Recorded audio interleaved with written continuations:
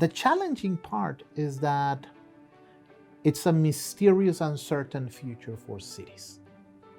And this actually clashes with the nature of government. Government, at the end of the day, it's a system of control. Governments, they don't like uncertainty a lot. So if you think about lights as being a single function system, right, you know what you're getting into. You know how much that costs. You know how long you will depreciate it.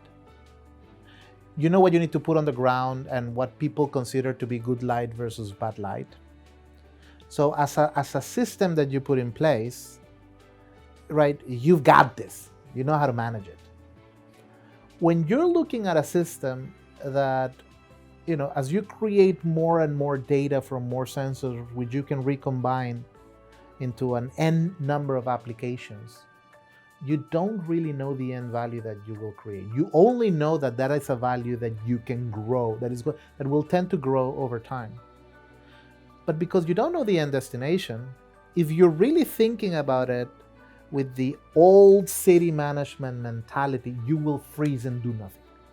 Okay? Because you can't cope with that uncertainty. Now, if you're really thinking about digital transformation, then what you're actually thinking about is how do you mediate the value creation over time.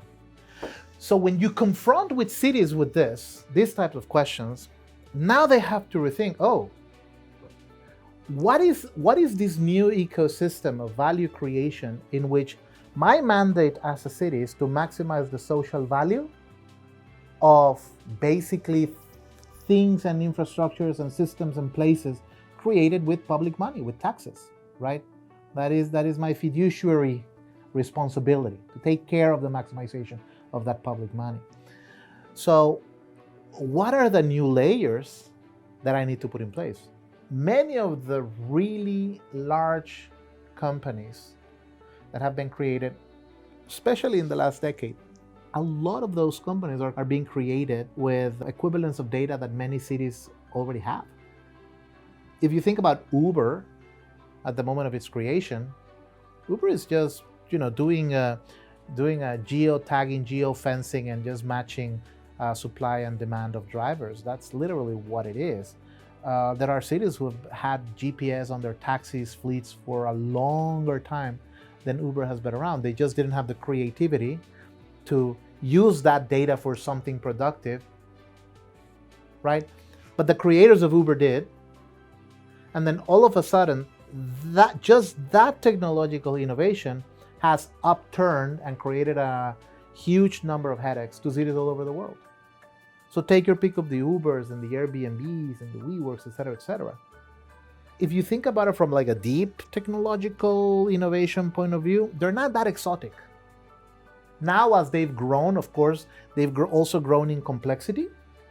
But at the moment where they were created, the real innovation for most of these companies was more conceptual than technological.